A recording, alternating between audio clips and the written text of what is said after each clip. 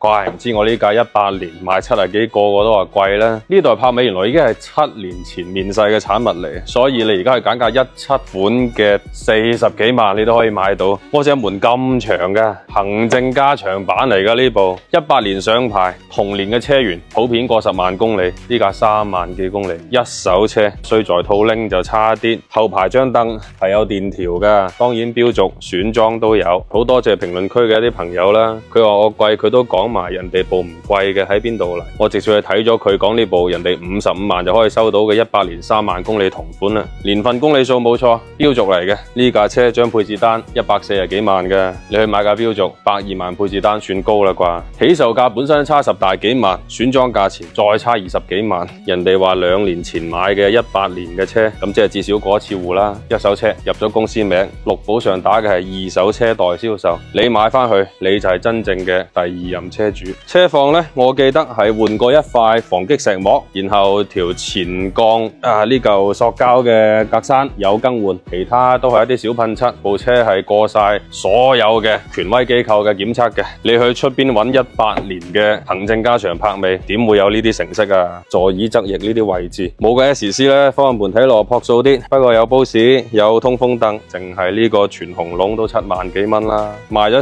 41日，尋日又再調咗1萬蚊，而家71萬8。如果同年款公里數係10萬公里左近嘅，收車價應該就唔過65萬嘅。但係呢部3萬幾公里，我再收多次呢，應該就係67到68之間。所以71萬8嘅定價就咁樣嚟嘅啦。我唔理41日之前呢部車係幾多錢攞，佢而家就值呢個價。